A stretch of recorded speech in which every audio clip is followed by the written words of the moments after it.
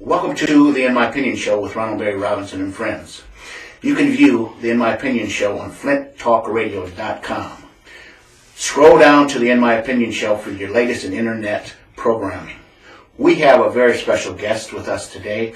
We have Mr. John Manns, the director of the North End Soup Kitchen. Welcome to the In My Opinion Show. Thank you for having me here. You're more than welcome. I understand that there's a number of new programs that have been instituted at the North End Soup Kitchen. Maybe you could share as much information as you possibly can with our millions of viewers worldwide. Well, our new programs are a direct result of people wanting these different services. And, you know, to look at what we do, we need to go back a little bit of history of the Soup Kitchen and see how it started.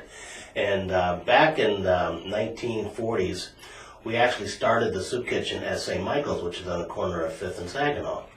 And the original Soup Kitchen was called Holy Angels, and that's where it was. And then in 1982, it actually moved to where it was downtown, north of there, which is where it is presently. And the reason is because a lot of the houses there originally had people that were owning these houses that went to that worked in the shops. It was a big shop area, a big shop town. And then they started moving out to the suburbs, so these houses started to get rented out, and a lot of folks were down on their luck and was poor, and they decided they needed to move the Soup Kitchen north where it was most needed. However, we still continued to serve food out of that Holy Angels. We just converted it into a sandwich program. So we gave out a sack lunch, then of course the North End Soup Kitchen, since 1982, was serving hot food. Okay. We also opened up right on the east side a sandwich program called the Bread of Life, and we had a presence on the east side of the state as well, east side of the city as well.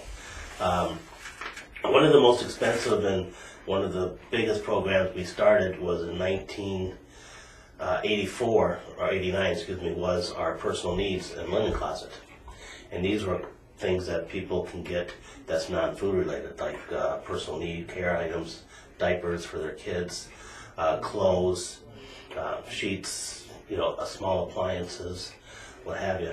And these were a direct result of donations throughout the community. Okay. What days is this open? Well, this is open Monday through Friday, 10 o'clock to 4 o'clock. Now, if I continue, what would happen was we got so overwhelmed with clothes. It used to be housed at the North End Soup Kitchen in one small room. Because the community wanted to donate all these products, and these were products that we gave away free. Everything we do is free. We had to find another place to be because the food and the personal needs clothes just really didn't mix. Well, the School of Choice, which is downtown by 5th Avenue, by St. Mike's, the Flint schools decided to leave that building, which was owned by St. Mike's, so we decided to take it over. Now, the complete first floor is now the personal needs and linen closet, which we changed the name to Community Closet. And not only do we give out the clothes and the personal needs, and people can register to get those things, we give out even large appliances and beds and what have you. Okay, how do they register?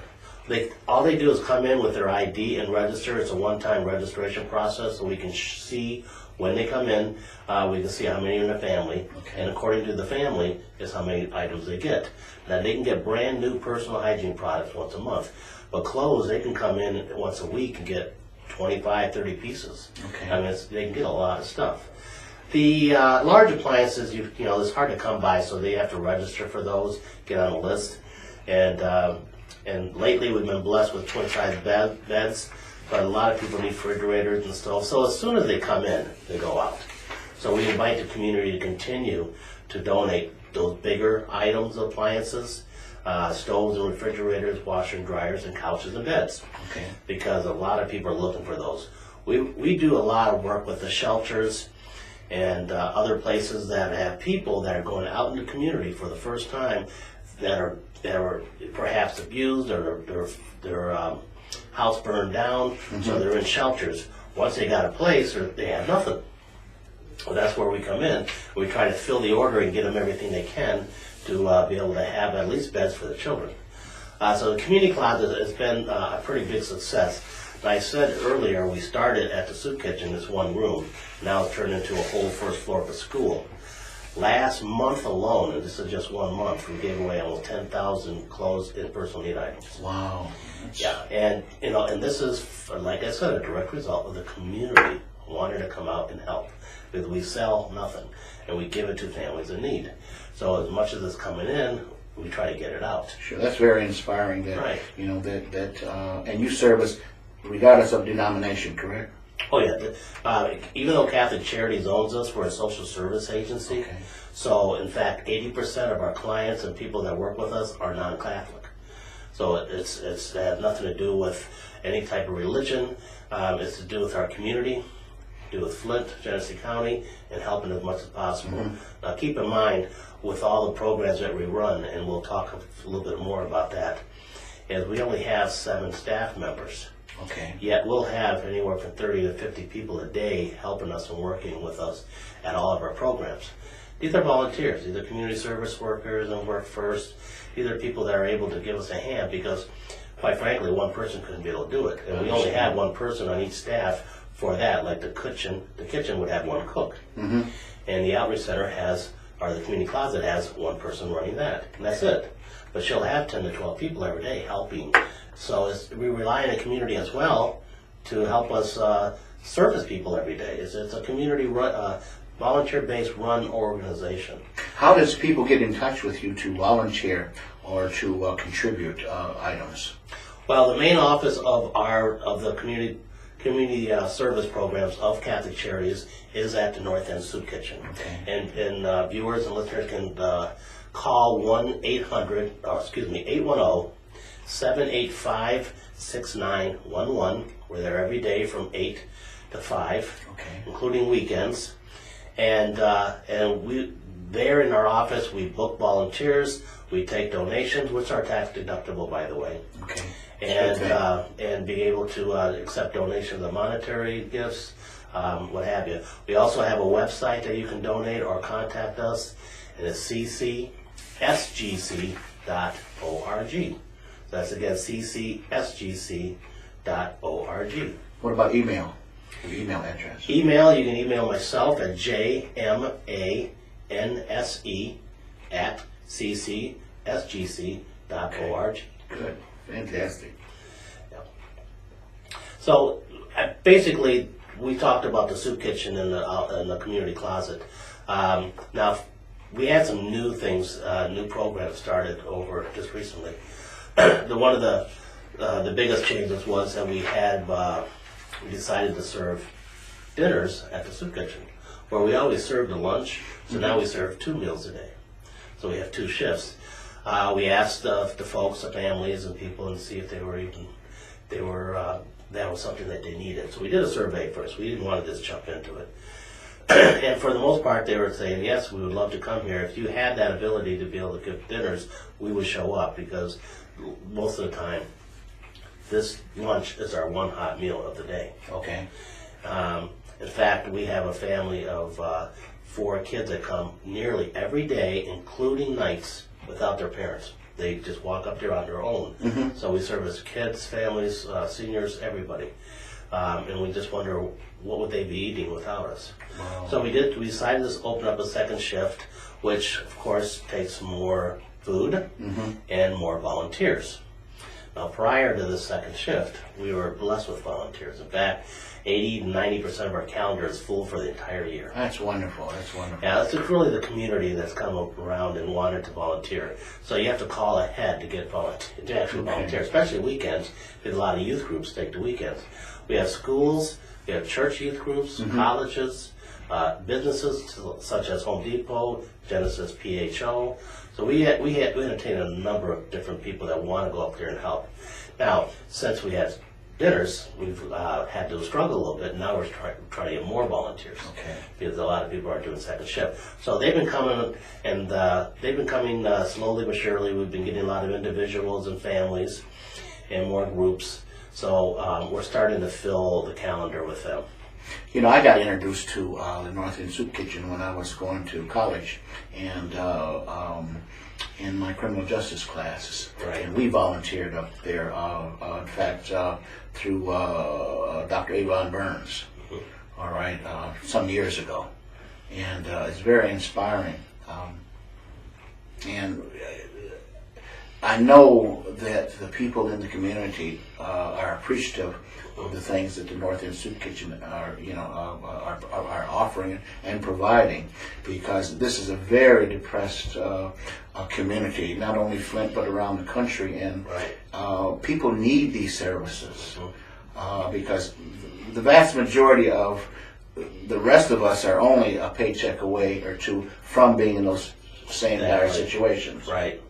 Right. A lot of people actually depend on us just to be alive every day, to have the food, to have the bill. We have shelter now through our warming center, and that's one of the things that we noticed, right off the bat, is that how many people actually depend on us. Like I said, this is a depressed area. We have a lot of issues in Flint, not a lot of jobs. A lot of people don't have transportation, and a lot of people really don't have knowledge of how to get job or education, even though it may be available to them, so they're lacking that knowledge. But you drive down Saginaw Street, and there's so many more businesses closed than open. Absolutely. And that's the issue, is just having jobs for these folks. Because they are willing to work. A lot of people have the stigma that, well, they come there because they don't want to work. And that's a ridiculous comment, because anytime, they're always asking me for jobs. Okay. And anytime something comes along and I post it, they jump on it right away. So we know that people are willing, they want to do this, they want to work. But there just isn't that many jobs available, obviously.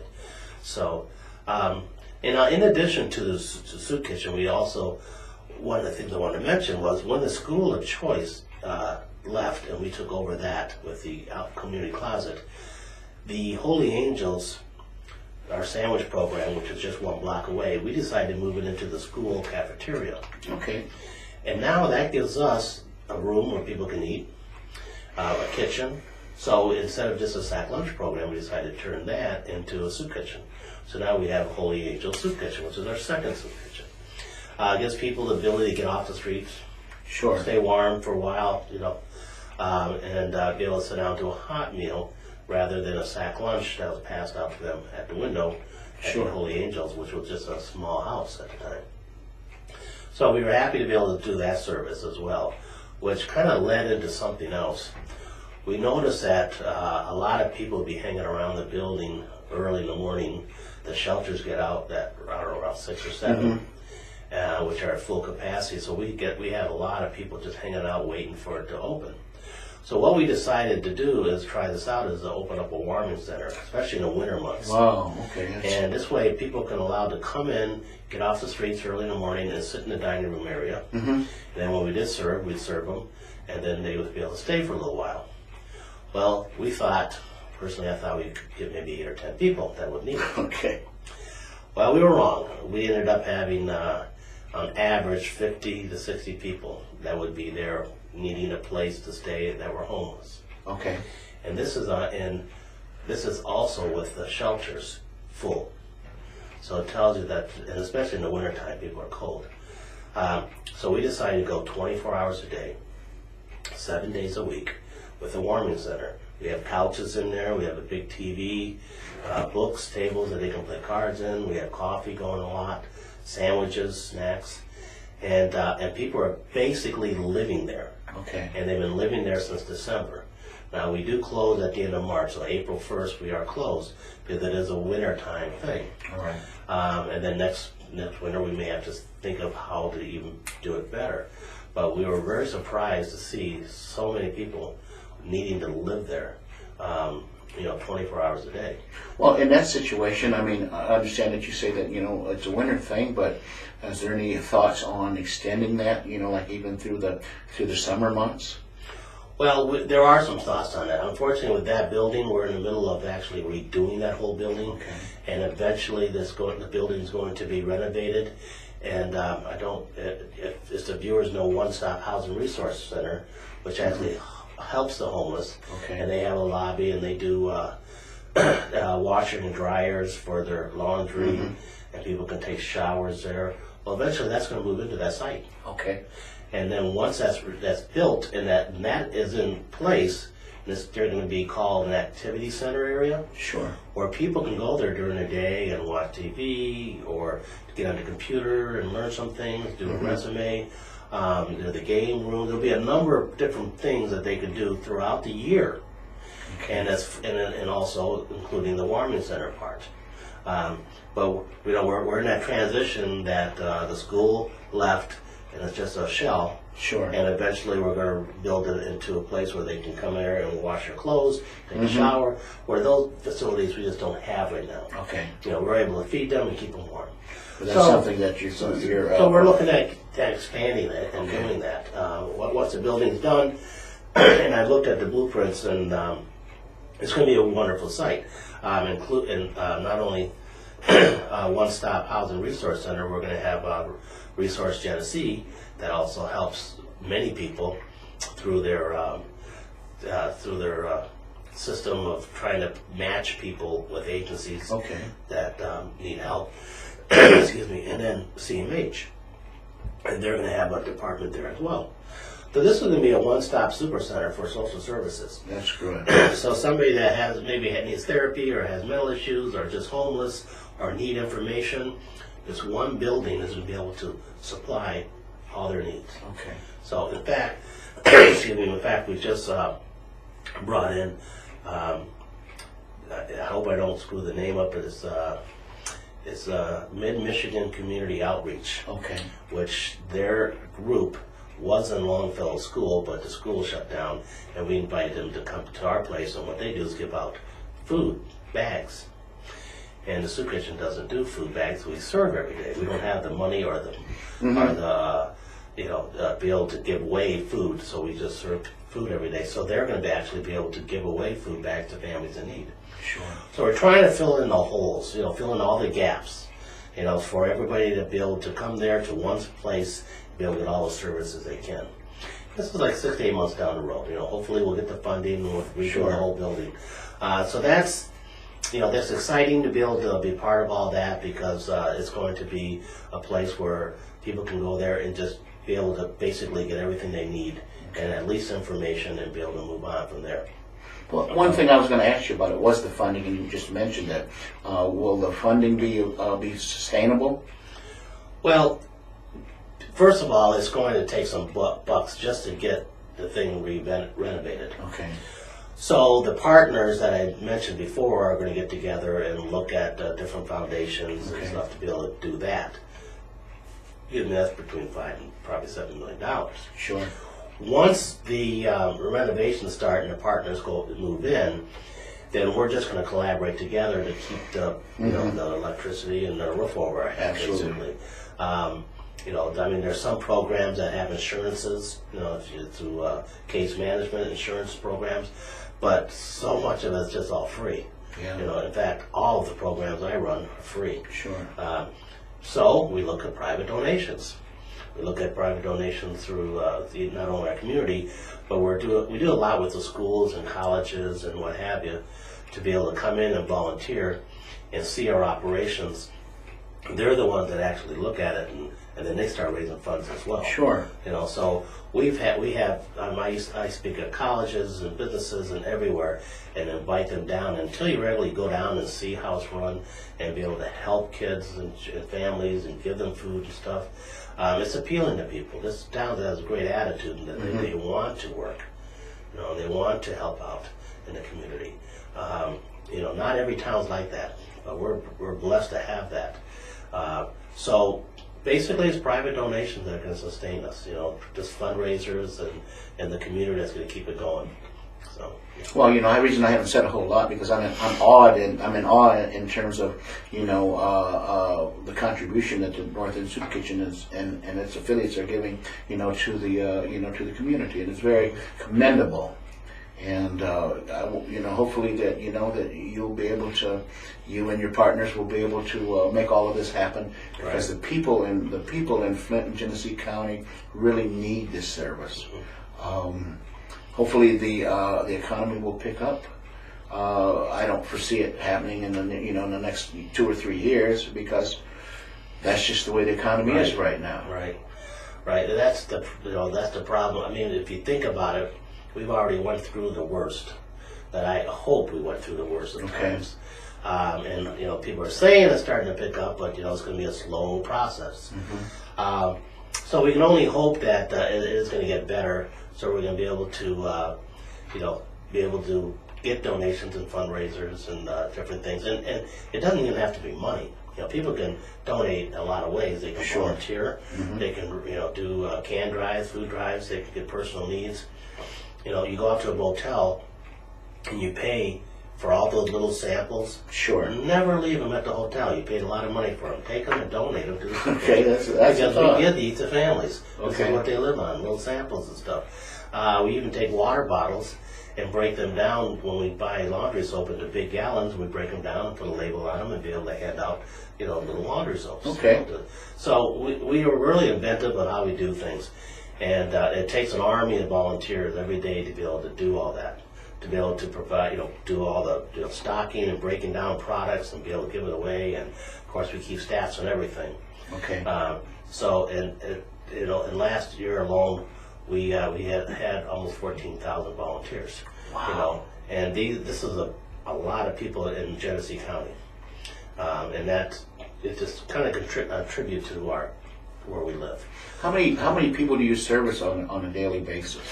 Well, last year alone, last fiscal year alone, which ends in October, we served 141,000 meals, or a little slightly over that. Okay. We gave away right around 90,000 personal need items. Okay. Wow. So it's a lot of food. You can see a lot of the different programs now. Because we have new programs, we suspect that it's going to grow. In fact, we just added a new program this year in January, because one of the things I wanted to do for a long time is do something on the South End. I used to live on the South End. I like the South End. But I really didn't notice anything going on at the South End, that are helping families and poor people and homeless. You'd have to go to certain churches if they can help you. So we decided that we started a South Flint Soup Kitchen. But the biggest obstacle was to find a perfect location, the perfect place to be able to do that. Now, I wasn't willing to go out and build a new soup kitchen. We didn't have that kind of money. Right. So I had to get partners. And so we needed to find a church that first had the priest or reverend willing to want to do something like that, to be able to back up 100% in their parish, to have the facility to be able to have a kitchen and a dining room for people to come in, and to be able to participate and be excited about doing that. Well, we were lucky, and we ran into Lincoln Park United Methodist. Reverend Maurice Horn was very excited about it, and today we run a third soup kitchen, which is the South Flint Soup Kitchen, in collaboration with the Methodists. Okay. So now we have the whole Methodist community behind us, helping that soup kitchen out. And so we have 3 different soup kitchens. We finally got something on the South End. Good. Not only that, we give away clothes and other things at that facility. Where is that located on the south side? That is on Fenton Road near Atherton. All right. So I think it's on Lincoln Street, Fenton and Lincoln. Okay. So it's probably why it's called Lincoln Park. And it's a beautiful facility. The Reverend and his wife, they do a wonderful job there. The parishioners love to be involved, and it's been a great collaboration for us. That's wonderful. That is wonderful. And again, I can't state it enough that, and I'm sure that the community is appreciative of everything that you, the volunteers, and your partners, are doing to sustain a reasonably healthy environment for the people in Flint, Michigan. Yeah. Yeah, and I appreciate the community. I gotta say, the community is one that really come forward and helped us out. So, and a lot of people don't realize this, that Catholic Charities that runs the soup kitchens and all these other programs also have an awesome child welfare department where we do adoptions and foster care. Okay. And we do therapy as well. Okay. We help senior citizens in our senior department, and even Hispanic population. We have a Hispanic center that does things with them. Is this all out of the North End Soup Kitchen? This is out of our main office of Catholic Charities. That is next door Okay.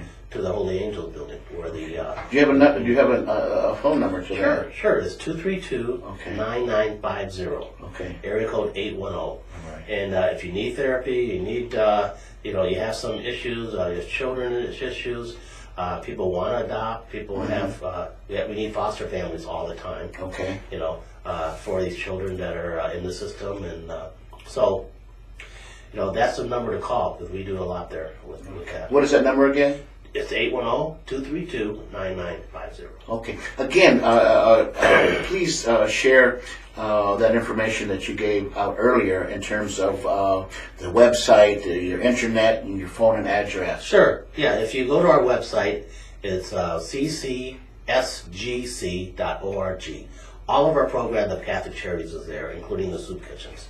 And our number at the soup kitchen office is 810-785-6911. And you can email me direct at jmanse, that's jmance, at ccsgc.org. Good. Again, we thank you for coming on our show, and keep up the good work, and hopefully more via the Flint Talk Radio and Comcast Flint Cable Channel 17. You'll be able to get the things that you need in the coming future. Right. At this time, we want to thank Mr. John Mans, the director of the North End Soup Kitchen, for coming on the In My Opinion show. But at this time, we must close. We must thank our viewers. Until next time, stay focused.